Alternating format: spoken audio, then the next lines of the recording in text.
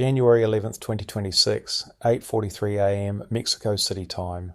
Mexico's Economy Ministry releases data showing foreign direct investment in manufacturing reached $127 billion in 2025, surpassing China's manufacturing FDI for the first time in modern economic history.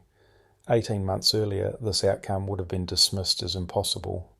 Today, it represents structural transformation of North American supply chains that eliminates decades of dependence on Chinese production while creating the largest manufacturing relocation in global trade history.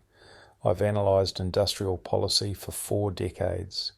I've watched manufacturing bases shift from Detroit to Shenzhen, from Manchester to Mumbai, from established production centres to low-cost alternatives that reshape competitive advantage.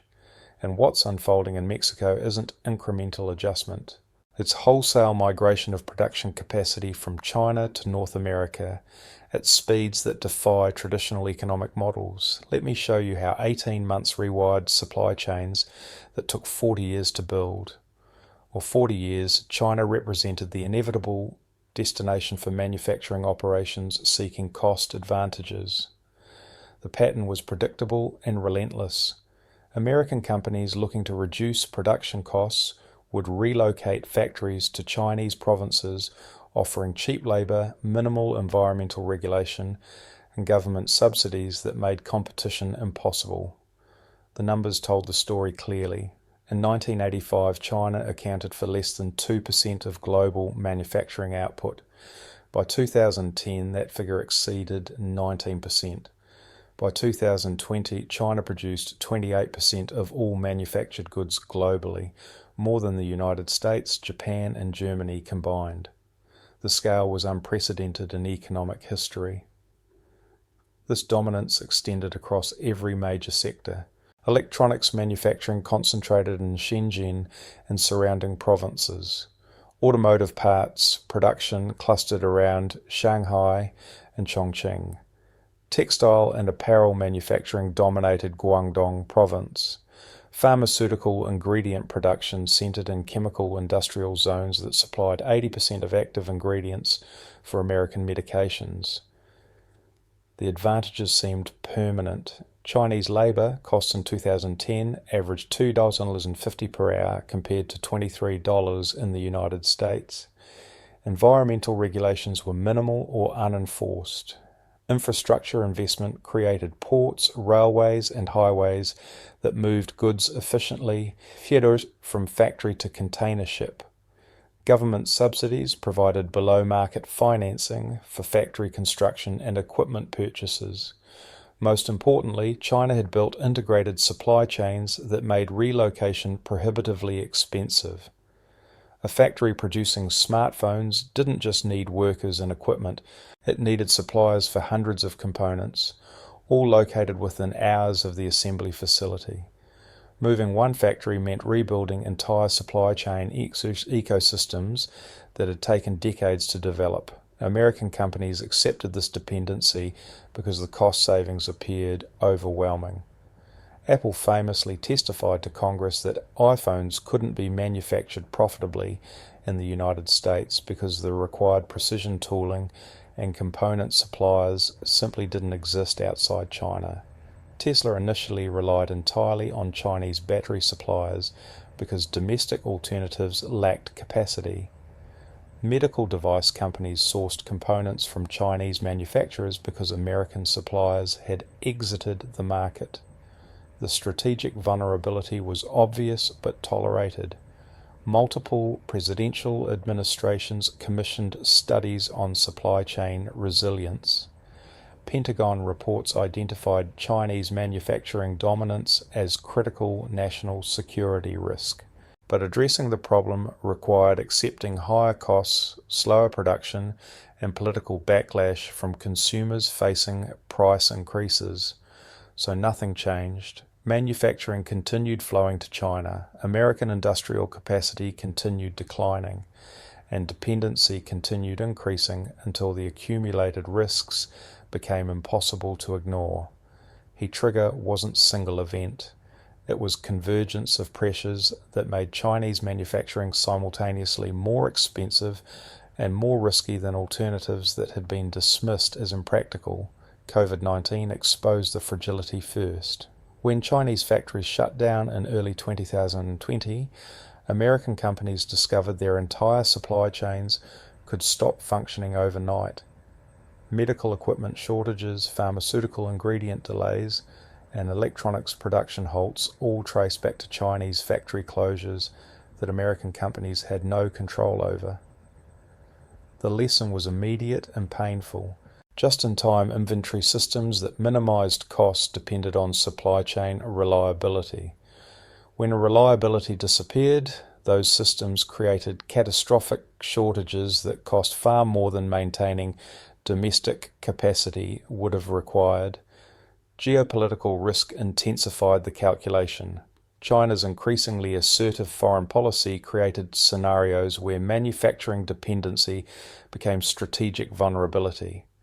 If conflict emerged over Taiwan, would Chinese factories continue supplying American companies?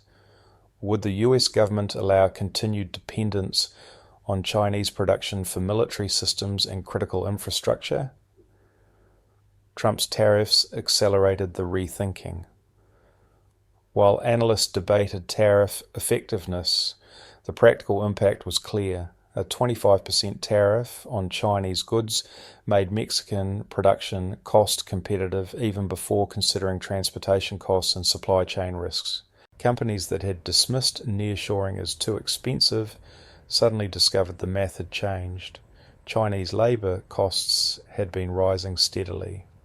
By 2024, average manufacturing wages in coastal Chinese provinces reached $8 per hour, more than triple 2010 levels. Meanwhile, Mexican manufacturing wages averaged $6 per hour, while offering geographic proximity that eliminated weeks of ocean shipping and reduced inventory requirements. The final factor was infrastructure.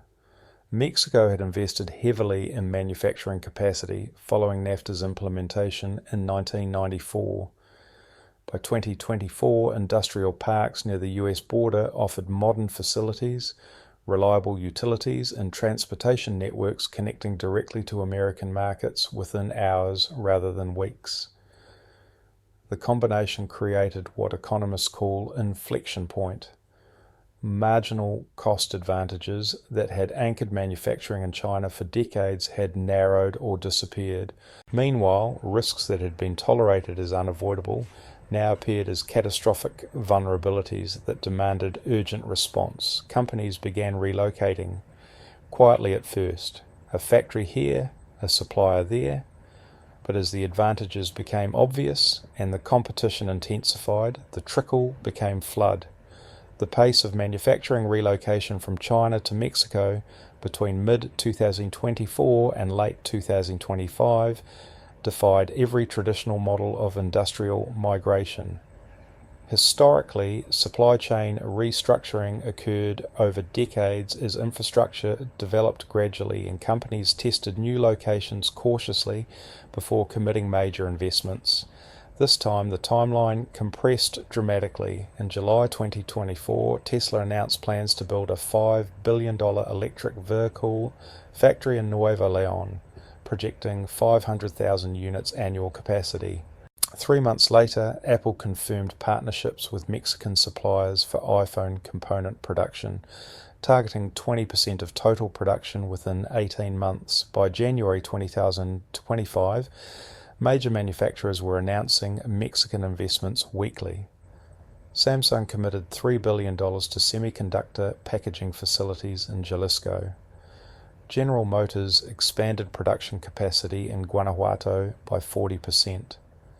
Medical device companies including Medtronic and Johnson & Johnson announced plans to relocate critical component manufacturing from Chinese suppliers to Mexican facilities. The infrastructure responded remarkably quickly. Mexican government expedited permitting for industrial development in designated manufacturing zones. New industrial parks opened in record time. offering built-to-suit facilities that could be operational within 6 months rather than the typical 18 to 24-month timeline. Transportation networks expanded to handle increased cargo volumes.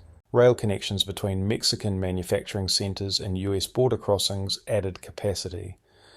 Truck freight operations multiplied as companies discovered they could deliver products to American distribution centers in days rather than the 6 to 8 weeks required for ocean shipping from China. The supply chain integration accelerated as each major manufacturer relocation triggered supplier relocations. When Tesla announced its Mexican factory, battery suppliers, electric motor manufacturers, and electronics component producers immediately began scouting locations nearby. The clustering effect that had made China dominant was now working in Mexico's favor. Financial services sector adapted quickly. Mexican banks expanded trade financing for manufacturing operations. American private equity funds established Mexico-focused industrial development vehicles. Insurance companies created products specifically for nearshoring risk management. Workforce development accelerated through partnerships between manufacturers and Mexican universities. Technical training programs expanded rapidly, creating skilled labor pipelines that had taken decades to develop in China but were being compressed into months through intensive focus and proven curriculum from existing operations. By December 2025, the statistics were undeniable. Mexico's manufacturing exports to the United States exceeded $550 billion, surpassing China for the first time. Foreign direct investment spent in Mexican manufacturing reached $127 billion for the year, compared to $89 billion for Chinese manufacturing FDI. The $420 billion figure represents estimated manufacturing capacity relocated from China to Mexico between mid-2024 and end 2025, calculated across multiple sectors based on announced investments, production capacity transfers, and trade flow analysis. Automotive sector represents approximately $180 billion of this shift.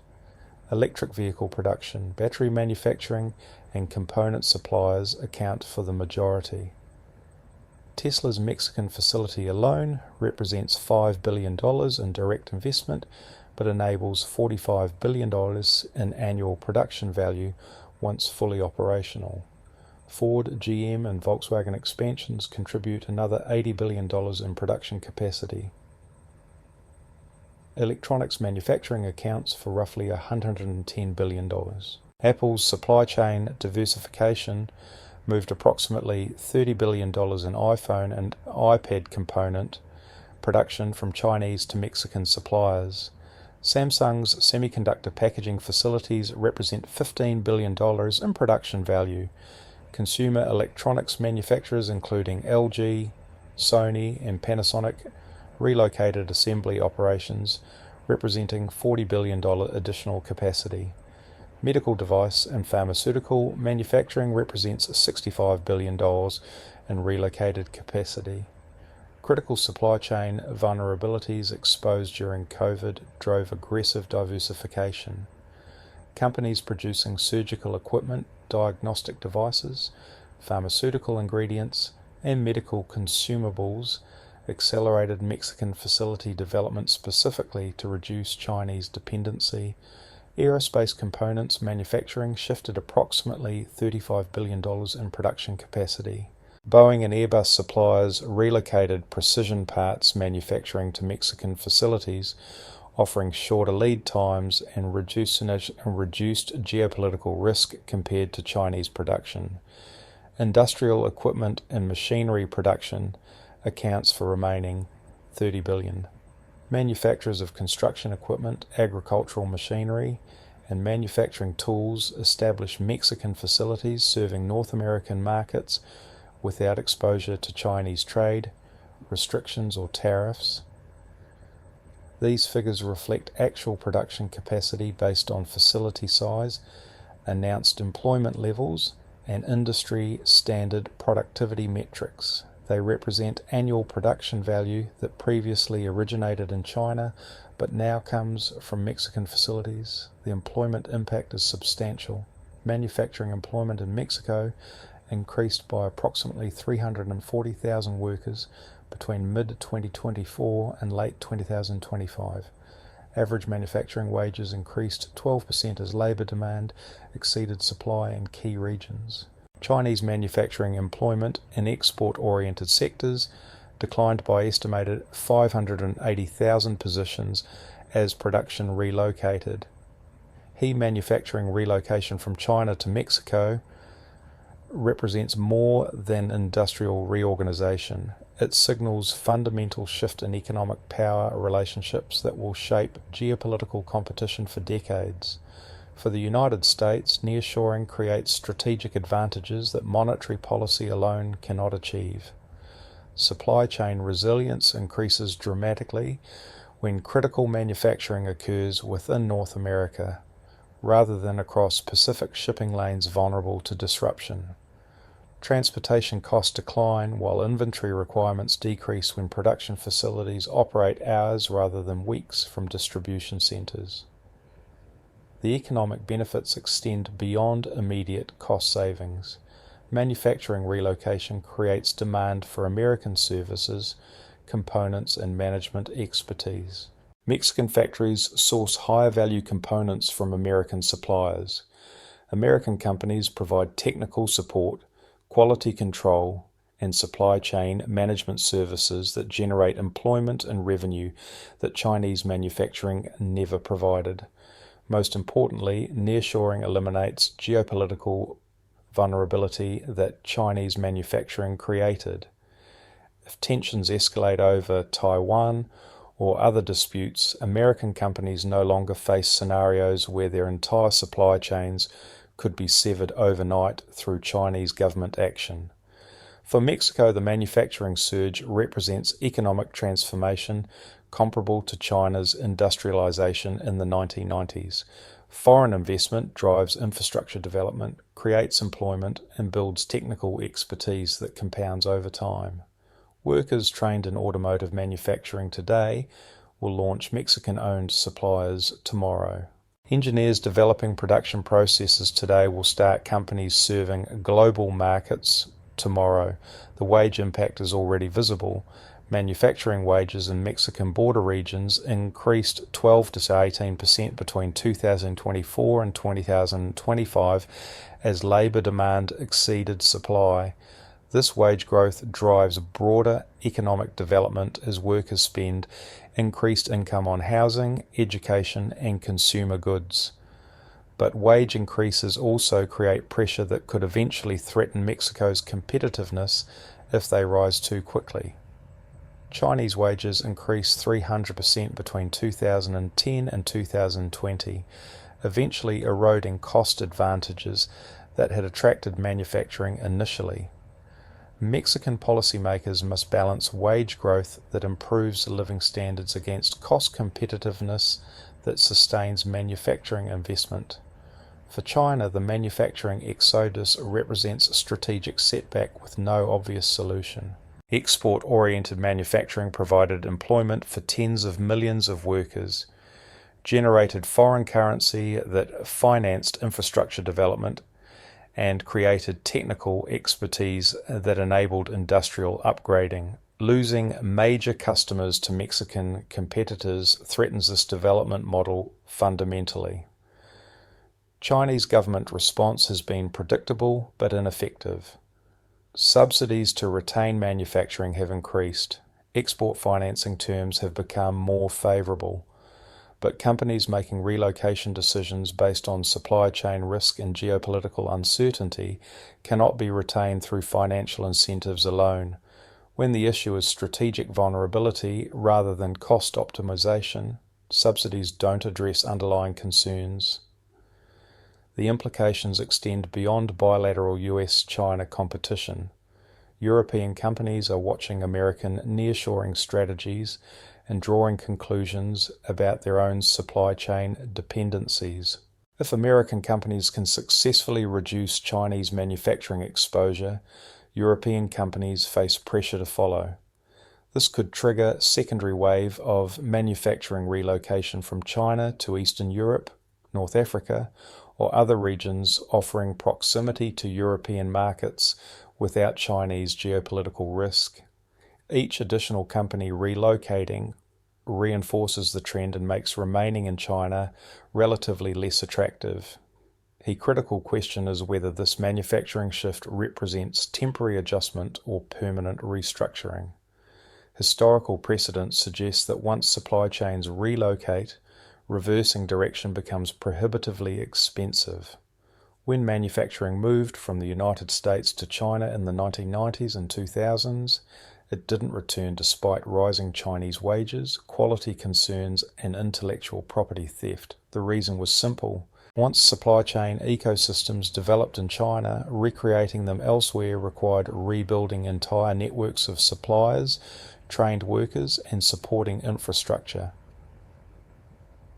The same logic now works against China as suppliers cluster around major manufacturers in Mexico. The ecosystem advantages that made China dominant are replicating in North America.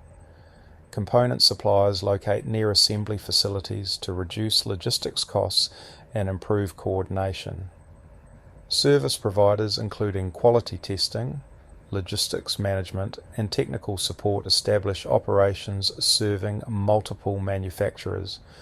Workers gain experience and expertise that improves productivity over time. These agglomeration effects create self-reinforcing advantages that strengthen over time rather than weakening.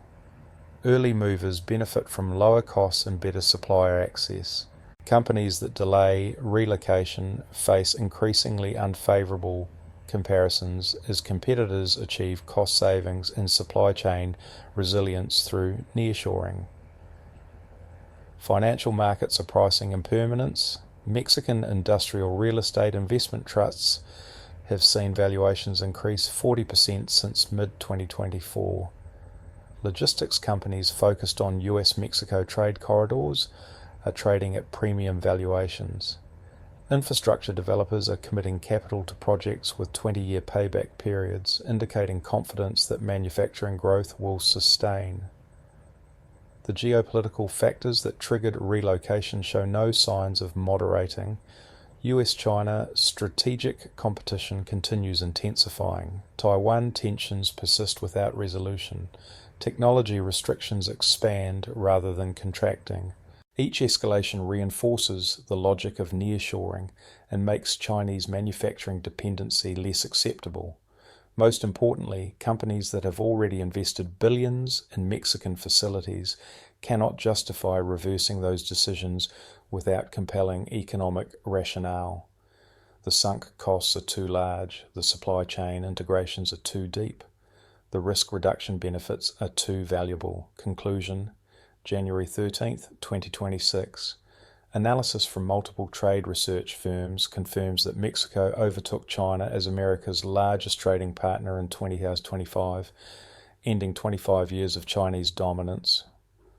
The margin isn't close. Mexican exports to the United States exceeded Chinese exports by 73 billion, representing structural shift rather than temporary fluctuation. The 18-month transformation wasn't predicted by economists or trade experts. The speed violated every model of industrial migration and supply chain development. But it happened because the combination of geopolitical risk, COVID disruption, tariff pressure, and infrastructure readiness created conditions where rapid change became rational response. The $420 billion in relocated manufacturing capacity represents more than industrial reorganization.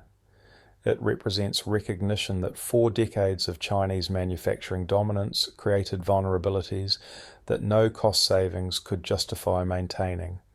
When supply chains become strategic liability rather than competitive advantage, companies act decisively regardless of sunk costs or historical relationships. For Mexico, this represents opportunity comparable to China's manufacturing boom in the 1990s. Sustained correctly, it creates employment, builds expertise, and drives economic development that compounds over decades. Managed poorly, it creates wage inflation and infrastructure strain that undermines competitiveness before development goals are achieved. For China, this represents loss that cannot be easily reversed. Manufacturing capacity that took 30 years to build, relocated in 18 months. The supply chain ecosystems that created competitive advantages are now replicating in North America, removing the structural factors that made Chinese production inevitable. For the United States, this represents strategic victory achieved through market forces rather than government mandates. No industrial policy decree forced companies to nearshore. They relocated because the combination of risk reduction, cost savings, and supply chain resilience made Mexican production superior to Chinese alternatives. The transformation isn't complete. Many products still depend on Chinese manufacturing. Some supply chains remain too complex or capital intensive to relocate quickly. But the direction is unmistakable. North American manufacturing integration is strengthening while Chinese manufacturing dependence is declining. And once supply chain ecosystems relocate, they don't move back.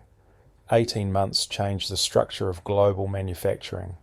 The question isn't whether the shift will continue. The question is how fast remaining companies will follow the pattern already established by early movers, and how China will respond as the manufacturing dominance that fueled 4 decades of growth permanently relocates to competitors that offer advantages Chinese policy cannot replicate.